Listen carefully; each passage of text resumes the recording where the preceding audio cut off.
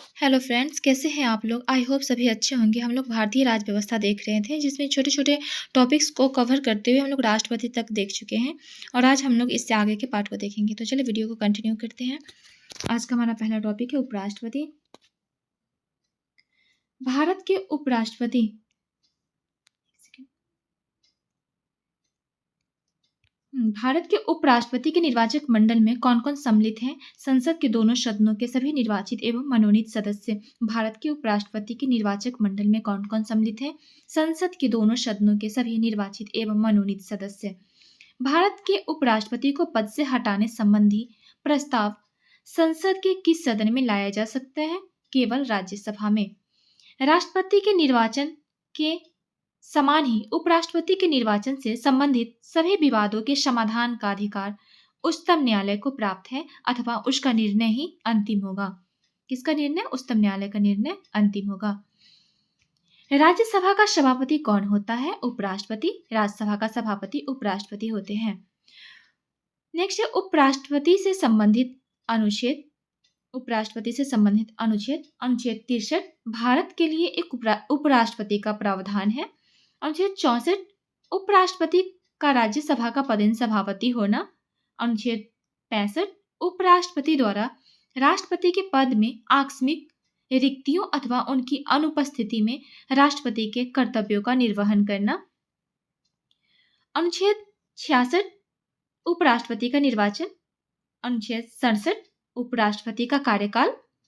अनुच्छेद 68 उपराष्ट्रपति के पद की रिक्ति की पूर्ति के लिए चुनाव का समय निर्धारण तथा आकस्मिक रिक्ति की पूर्ति के लिए चुने गए व्यक्तियों का कार्यकाल। नेक्स्ट है अनुच्छेद 69 उपराष्ट्रपति द्वारा शपथ या प्रतिज्ञान। अनुच्छेद 70 अन्य आकस्मिकताओं में राष्ट्रपति के कर्तव्यों का निर्वहन। अनुच्छेद 71 उपराष्ट्रपति के चुनाव संबंधी अथवा उससे संबंधित विषय।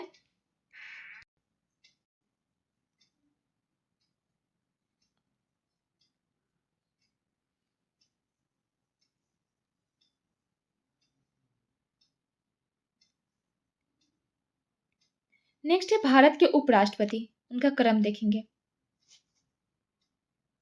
डॉक्टर सर्वपल्ली राधाकृष्णन, उनका कार्यकाल 1952 से 1962 तक था। ये प्रथम उपराष्ट्रपति थे। उसके बाद सेकंड नंबर पे डॉक्टर जाकिर हुसैन 1962 से 1967। तीसरे स्थान पे है श्री वराहगिरी वेंकट गिरी। नेक्स्ट है चौथे नंबर पे श्री गोपाल स्वरूप पाठक। पांचवें नंबर पे श्री बीडी जत्ती। छठे नंबर पर न्यायमूर्ति मोहम्मद हिदायतुल्ला, ये बहुत इंपॉर्टेंट है, इसको ध्यान रखिएगा आप लोग। सातवें नंबर पे है श्री आर वेंकट रमन। आठवें नंबर पे है डॉक्टर शंकर दयाल शर्मा। नौवें नंबर पे श्री के आर नारायण। 10वें नंबर पर श्री कृष्णकांत। 11वें नंबर पर है श्री भैरव सिंह शेखावत। 12वें नंबर पर है डॉक्टर हामिद अंसारी। 13वें नंबर पर वेंकैया नायडू और जो वर्तमान में है 14वें नंबर पे वो है जगदीप धनखड़ जी। आगे है किस सदन की अध्यक्षता ऐसे व्यक्ति द्वारा की जाती है जो उस सदन का सदस्य नहीं होता है? तो राज्यसभा। किस सदन की अध्यक्षता ऐसे व्यक्ति द्वारा की जाती है जो उस सदन का सदस्य नहीं होता है? तो राज्यसभा। राष्ट्रपति की मृत्यु, त्यागपत्र अथवा हटाए जाने की स्थिति में राष्ट्रपति का पदभार कौन सबसे पहले ग्रहण करेगा? तो उपराष्ट्रपति। राष्ट्रपति की मृत्यु, त्यागपत्र अथवा हटाए जाने की स्थिति में राष्ट्रपति का पदभार कौन सबसे पहले ग्रहण करेगा? तो उपराष्ट्रपति। अगर उपराष्ट्रपति भी नहीं है, राष्ट्रपति भी नहीं है एंड किसी भी कारण से उपराष्ट्रपति भी अगर नहीं है तो उसकी जगह पे उच्चतम न्यायालय के मुख्य न्यायाधीश इसका कार्यभार संभालेंगे। नेक्स्ट है भारत के उपराष्ट्रपति के पद से संबंधित प्रावधान अमेरिका के संविधान से लिए गए हैं। भारत के उपराष्ट्रपति के पद से संबंधित प्रावधान अमेरिका के संविधान से लिए गए हैं। राष्ट्रपति या उपराष्ट्रपति किसी के भी निर्वाचन में राज्य अथवा संसद के किस सदन के सदस्य भाग नहीं लेते? तो राज्य विधान परिषद के सदस्य। एक बार फिर से देखेंगे, राष्ट्रपति या उपराष्ट्रपति किसी के भी निर्वाचन में राज्य अथवा संसद के किसी सदन के सदस्य भाग नहीं लेते, तो राज्य विधान परिषद के सदस्य। भारत का राष्ट्रपति अपना त्यागपत्र किसको संबोधित करता है? भारत का राष्ट्रपति अपना त्यागपत्र उपराष्ट्रपति को संबोधित करते हैं और उपराष्ट्रपति राष्ट्रपति को संबोधित करते हैं। नेक्स्ट है राष्ट्रपति अथवा उपराष्ट्रपति पद की तुलना। पहले राष्ट्रपति को देखेंगे फिर उपराष्ट्रपति को देखेंगे। राष्ट्रपति लोकसभा सदस्य बनने की योग्यता रखता हो। नेक्स्ट है राष्ट्रपति के निर्वाचक मंडल में संसद के दोनों सदनों तथा राज्य विधानसभा के निर्वाचित सदस्यों के साथ साथ दिल्ली एवं पुदुचेरी के विधानसभा के निर्वाचित सदस्य भी शामिल होते हैं। राष्ट्रपति को पद से हटाए जाने की प्रक्रिया महाभियोग किसी भी सदन में प्रारंभ की जा सकती है। महाभियोग आर्टिकल 61 में है, ध्यान रखिएगा आप लोग। राष्ट्रपति को पद से हटाए जाने की प्रक्रिया महाभियोग किसी भी सदन में प्रारंभ की जा सकती है। नेक्स्ट है उपराष्ट्रपति के बारे में देखेंगे।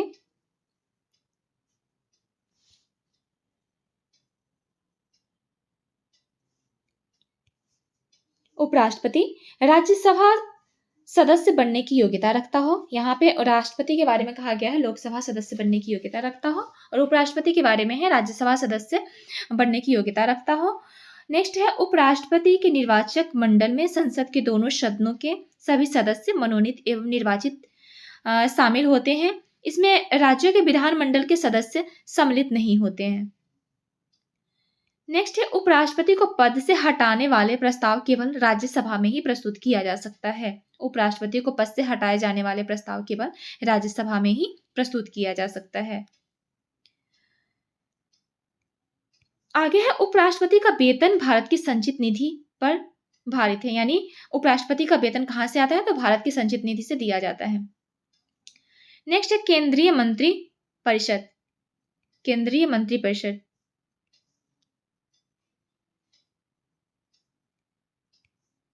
केंद्र सरकार का प्रमुख कौन होता है? प्रधानमंत्री। केंद्र सरकार का प्रमुख प्रधानमंत्री होता है। प्रधानमंत्री की नियुक्ति किसके द्वारा की जाती है? राष्ट्रपति के द्वारा की जाती है।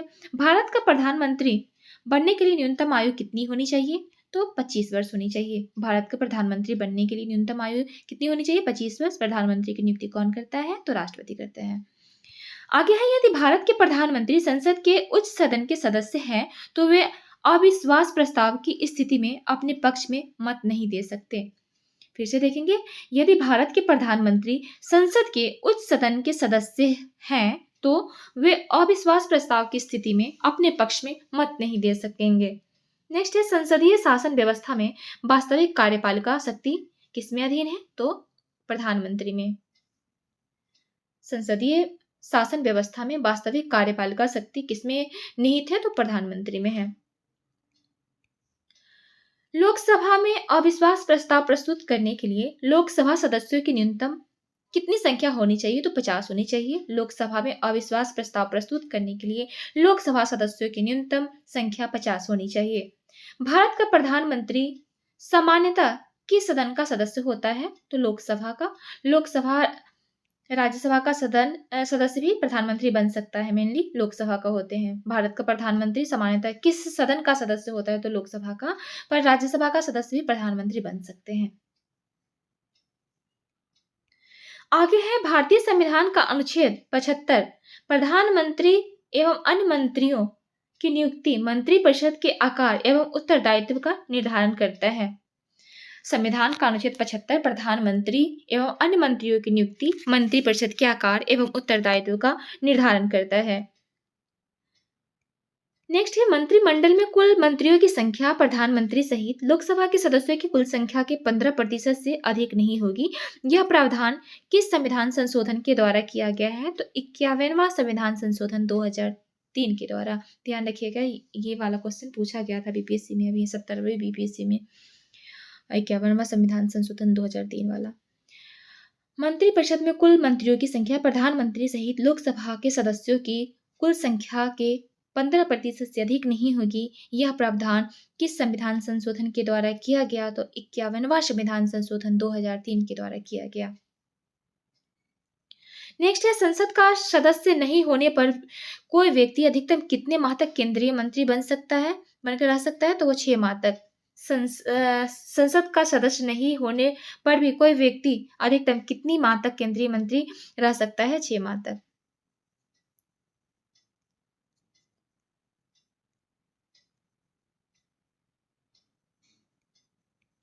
नेक्स्ट है मंत्रिपरिषद किसके प्रति उत्तरदायी होते हैं? तो संसद के प्रति। मंत्रिपरिषद किसके प्रति उत्तरदायी होते हैं? संसद के प्रति होते हैं। भारत के संविधान के किस अनुच्छेद में यह प्रावधान किया गया है कि प्रत्येक राज्य की कार्यपालिका शक्ति इस प्रकार प्रयोग किया जाएगा जिससे संघ की कार्यपालिका शक्ति पर कोई प्रतिकूल प्रभाव न पड़े? अनुच्छेद 257 में कहा गया है। अनुच्छेद 257 में कहा गया है कि भारत के संविधान में यह प्रावधान किया गया है कि प्रत्येक राज्य की कार्यपालिका शक्ति का इस प्रकार प्रयोग किया जाएगा जिससे संघ की कार्यपालिका शक्ति पर कोई प्रतिकूल प्रभाव नहीं पड़ेगा। नेक्स्ट है लाभ के पद का निर्धारण संसद एवं राज्य विधानमंडल द्वारा किया जाता है। लाभ के पद का निर्धारण संसद एवं राज्य विधानमंडल द्वारा किया जाता है। भारतीय राजनीतिक व्यवस्था में कार्यपालिका किसके अधीन कार्य करती है? विधायिका के प्रति। भारतीय राजनीतिक व्यवस्था में कार्यपालिका विधायिका के अधीन कार्य करती है। नेहरू की कैबिनेट में गृह मंत्री तथा बाद में रक्षा मंत्री कौन बने थे? कैलाशनाथ काटजू। नेहरू की कैबिनेट में पहले गृह मंत्री तथा बाद में रक्षा मंत्री कौन बने थे? कैलाशनाथ काटजू। स्वतंत्र भारत के प्रथम वित्त मंत्री श्री आर के सनमुगम चटर्जी बने थे। नेक्स्ट है भारत के किस प्रधानमंत्री का विदेश में आकस्मिक निधन हुआ था? लाल बहादुर शास्त्री का। भारत के किस प्रधानमंत्री का विदेश में आकस्मिक निधन हुआ था? लाल बहादुर शास्त्री का। अपने प्रधानमंत्रित्व काल में कौन सा नेता एक बार भी संसद में उपस्थित नहीं हुआ? चौधरी चरण सिंह एक बार भी संसद में उपस्थित नहीं हुए। संविधान के किस अनुच्छेद में मंत्रिमंडल शब्द का प्रयोग किया गया है? अनुच्छेद 352(3) में। संविधान के किस अनुच्छेद में मंत्रिमंडल शब्द का जिक्र है? तो अनुच्छेद 352 में, 352 सबसेक्शन 3 में। नेक्स्ट है श्वेत पत्र भारत से संबंधित आधिकारिक दस्तावेज है। श्वेत पत्र क्या है? तो भारत से संबंधित आधिकारिक दस्तावेज है। संघीय मंत्रिमंडल का पुनर्गठन किसके प्रतिवेदन पर आधारित है? गोपाल स्वामी अयंगर। संघीय मंत्रिमंडल का पुनर्गठन किसके प्रतिवेदन पर आधारित है? गोपाल स्वामी अयंगर। नेक्स्ट है मंत्रिपरिषद व मंत्रिमंडल में अंतर। मंत्रिपरिषद व मंत्रिमंडल में अंतर। सबसे पहले मंत्रिपरिषद को देखेंगे।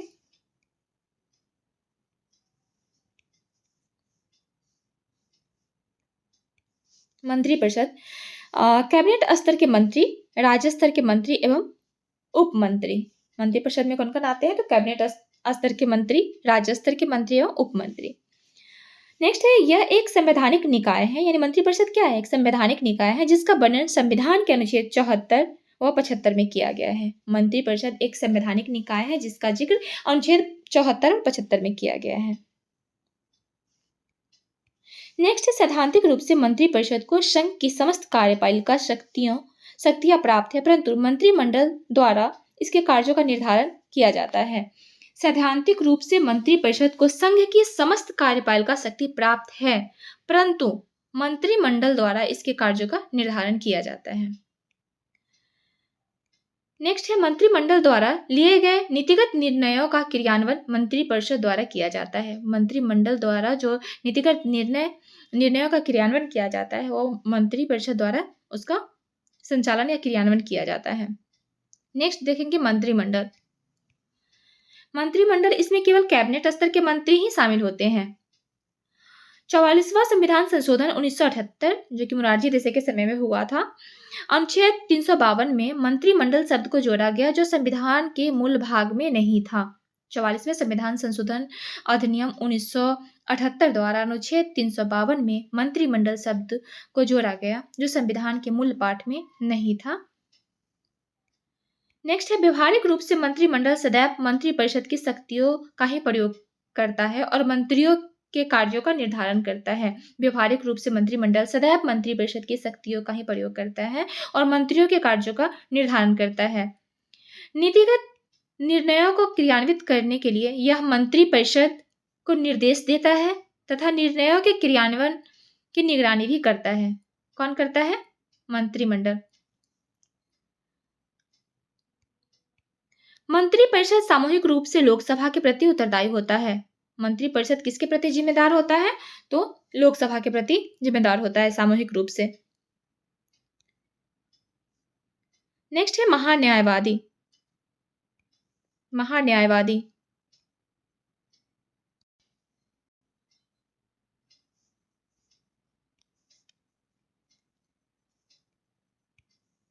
भारत के 3 विधि अधिकारी हैं, कौन-कौन है? देखेंगे, भारत का महान्यायवादी, अटॉर्नी जनरल ऑफ इंडिया, भारत का महाधिवक्ता और भारत के अपर महाधिवक्ता। भारत के 3 विधि अधिकारी होते हैं, कौन-कौन होते हैं? भारत का महान्यायवादी, भारत का महाधिवक्ता, भारत के अपर महाधिवक्ता। नेक्स्ट है, भारत का प्रथम महान्यायवादी कौन था? एमसी सीतलवार भारत के प्रथम महान्यायवादी थे। भारत सरकार को कानूनी विषयों पर परामर्श कौन देता है? महान्यायवादी, अटॉर्नी जनरल देता है। भारत का सर्वोच्च विधि अधिकारी कौन होता है? भारत का महान्यायवादी भारत का सर्वोच्च विधि अधिकारी होते हैं। भारत का महान्यायवादी किसका विधि सलाहकार होता है? तो भारत सरकार का विधि सलाहकार होता है महान्यायवादी। नेक्स्ट है, राष्ट्रपति द्वारा महान्यायवादी को सौंपे गए कार्य। राष्ट्रपति द्वारा महान्यायवादी को कौन कौन कार्य सौंपे गए हैं उसको देखेंगे। तो भारत सरकार से संबंधित मामलों को लेकर उच्चतम न्यायालय में भारत सरकार की ओर से पेश होना।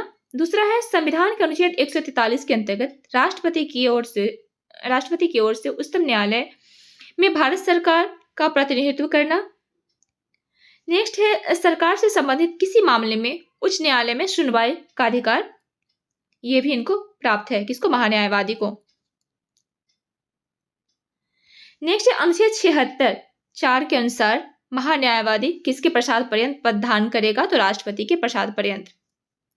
भारत के महान्यायवादी को संसद के दोनों सदनों में बोलने, कार्यवाहियों में सम्मिलित होने, किसी भी संसदीय कमेटी का सदस्य होने का अधिकार है, परंतु वोट देने का अधिकार नहीं है। सॉलिसिटर जनरल कौन होता है? महान्यायवादी का अधीनस्थ होता है सॉलिसिटर जनरल।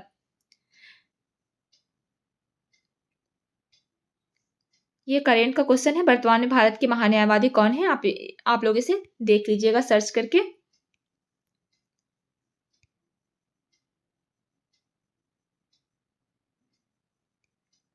नेक्स्ट है, महान्यायवादी का पद संविधान के अनुच्छेद 76 के अंतर्गत एक संवैधानिक पद है। महान्यायवादी का पद कैसा है? तो संवैधानिक पद है अनुच्छेद 76 के तहत, जबकि महाधिवक्ता का पद संवैधानिक न होकर वैधानिक है। महान्यायवादी का जिक्र किस आर्टिकल में है? तो आर्टिकल 76 में है। यह एक संवैधानिक पद है। और महाधिवक्ता कैसा है? तो ये वैधानिक पद है।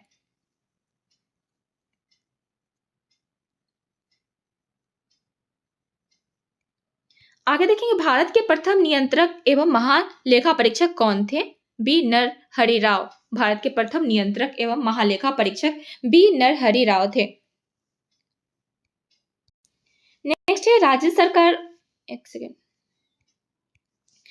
सरकार को कानूनी विषयों पर कौन परामर्श देता है? महाधिवक्ता देता है।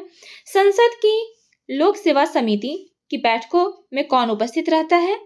तो भारत का नियंत्रक एवं महालेखा परीक्षक। भारत के नियंत्रक एवं महालेखा परीक्षक के पद का सृजन किसके द्वारा किया जाता है? संविधान द्वारा किया जाता है। भारत के नियंत्रक एवं महालेखा परीक्षक पद का सृजन संविधान सभा द्वारा किया जाता है। नेक्स्ट है, भारत के नियंत्रक एवं महालेखा परीक्षक का कार्यकाल कितने वर्षों का होता है? 6 वर्ष का होता है। भारत का नियंत्रक एवं महालेखा परीक्षक किसका मार्गदर्शक होता है? लोक लेखा समिति का। नेक्स्ट है, नियंत्रक एवं महालेखा परीक्षक को लोक निधि का मुख्य अभिभावक कहा जाता है। नियंत्रक एवं महालेखा परीक्षक को लोक निधि का मुख्य अभिभावक कहा जाता है। नेक्स्ट है, राज्य एवं केंद्र सरकारों के सभी खर्चों की वित्तीय जांच कौन करता है? तो नियंत्रक एवं महालेखा परीक्षक करता है। नियंत्रक एवं महालेखा परीक्षक के पेंशन व भत्ते किस पर भारित होते हैं? तो भारत के संचित निधि पर। किस पर होते हैं? भारत के संचित निधि पर।